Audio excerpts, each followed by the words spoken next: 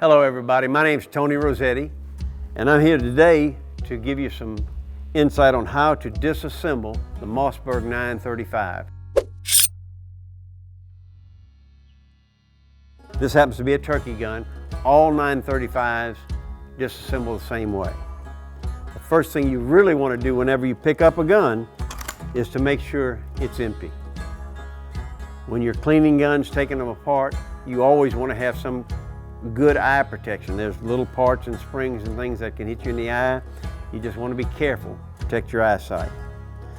What I'm going to do now is I'm going to first take the magazine cap off.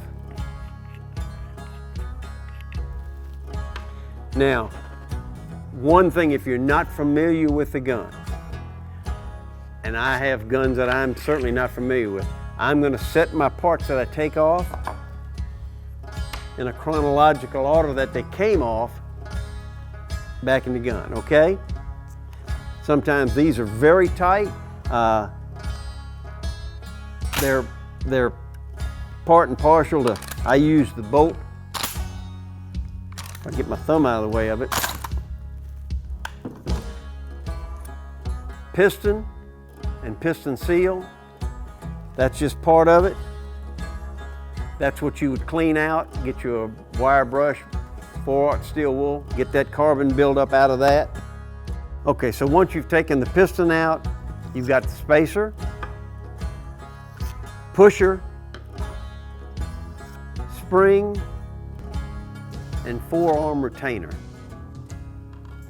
They just in sequence, like I said, if you set them up in sequence, you'll know how they go back on. The next easiest thing to do is probably the trigger assembly. You've got 2 pins. I'm just using a small little punch.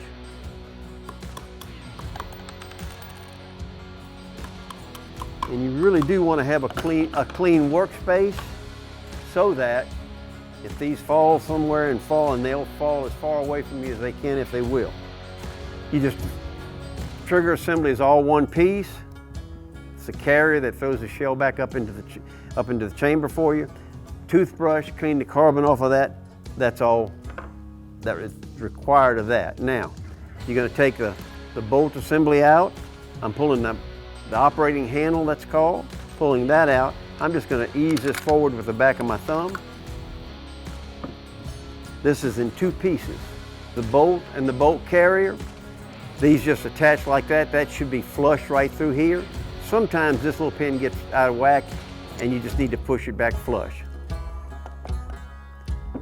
All you need now is a toothbrush, maybe some gun scrubber or something like that, and spray that out, clean it off, get it dried and clean. I don't like a lot of oil in the action works of the gun.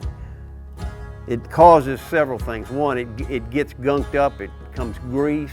It accumulates all the unburnt powder, burnt powder, sand, grit, everything, which makes it, then it becomes sandpaper. Okay, so you want this as dry as you can. I've seen some that's so gunked up I don't even know how they fired. Now, that's as far as you need to go to clean all these parts. To get it back together, we're just going to do that in reverse. I'm going to slide the bolt back in there and bolt carrier. Now, I'm going to use these needle nose pliers here. In here, pointed out to you, there's a little tube right here that handle fits into. That is your spring that throws the bolt back forward once you fired the gun. So I'm just going to take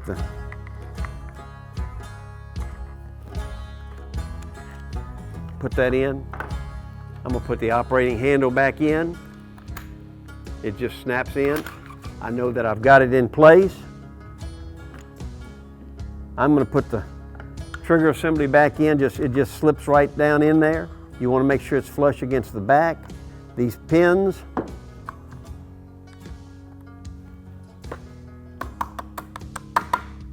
just go right back in there, easy. There are C-clamps on the other side on the trigger assembly that hold those in. Now, reversing the order. Again, now this has got a ledge on it. Just remember that ledge always goes down because it goes over the top of this.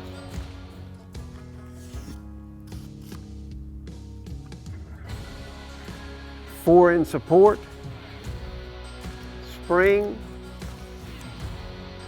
pusher, and by pusher you're talking about when that's what actually knocks the bolt back open when you fire the round. Spring pushes back. Spacer, I'm going to set these right here for a second. Piston, it just slides right up in there. Make sure that's flush. And we're just going to ease these back together. Sometimes, you know, things don't go back together as smoothly as you'd like them to. But we're just going to push that down. Get that out right there. Like I said, sometimes they're a little tighter than you want them to be. But you want them all flush, and there we go. Sometimes it takes a little muscle power. You know, slide that right back on top, 4-in back on. You want it fitting flush against there. You've got little grooves right back in here that you'll see how far they come down, fit into the receiver. Screw the magazine cap back on.